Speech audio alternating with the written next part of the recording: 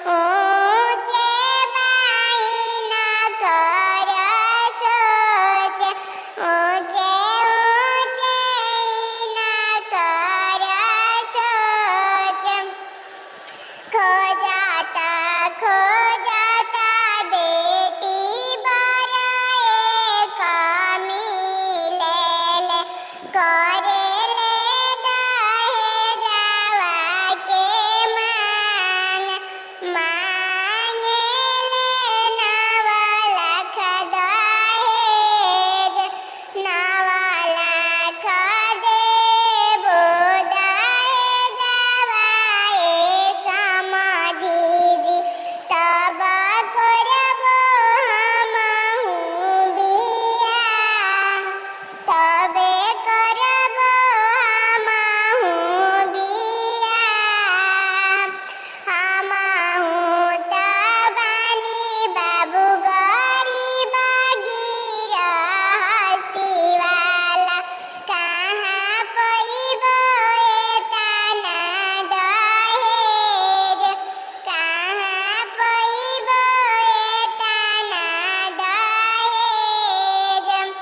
उहावा से पापा हो घरे चली आवेनी, पूछेली धनिया गराई। कैसन घर बर खोजनी ए स्वामीजी, कैसन खोजिले दामाद। ऊंचे ऊंचे लोगवा के ऊंची ऊंची घरवा, ऊंचे ऊंचे उनकर सोच। खोजता धनिया बड़ा एक मिलले हो, करे ले दहेजवा के मांग। कहवा से करबो स्वामीजी बेटी के बियाहवा जी, अब बेटी रही है कुंवार।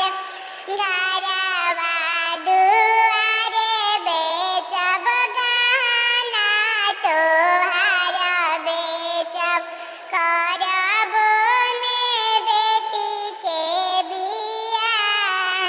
एतना वचन जब सुनले अपन भैया, सुन